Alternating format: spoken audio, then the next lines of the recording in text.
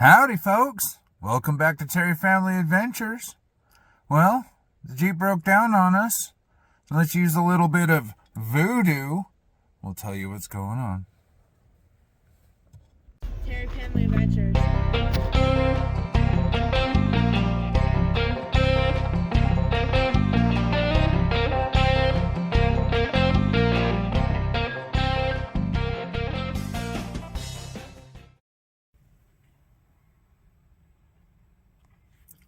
So Mama went down to the store, and right here the service four-wheel drive light came on, check engine light came on, and the shifter down here, it didn't have any lights or anything.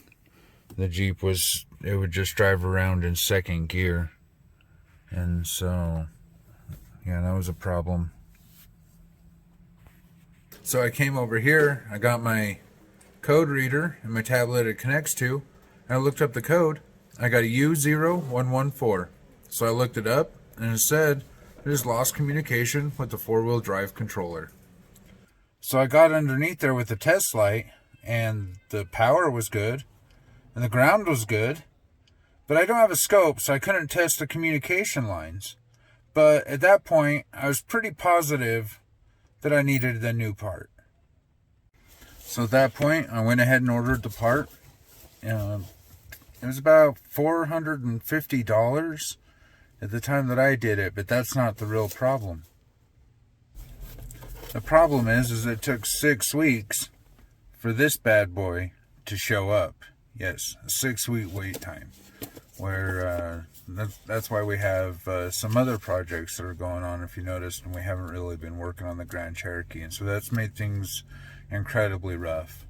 And another thing that makes things rough is that the weather has turned, and here in Utah, all of the mountain off-roading, adventure trails, they close them down during the wintertime because they know that if you go up there and it's all wet and muddy, then you're going to dig ruts into the trail, and then it's going to just make the trails worse, so that less and less people can go up there and run them in the summertime. So, but yeah, it was pretty easy to fix this controller right here. This is the bad one. We've already got it running, but it's just a couple of plugs.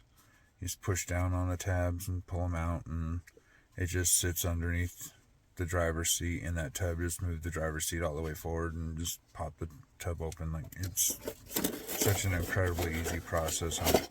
I'm not going to show it. I've already done it. So, but I appreciate everybody watching, subscribing. I hope this helps you fix your vehicle. It's something to look at if your service four-wheel drive light comes on and your select track quits working, and you get a U0114 code.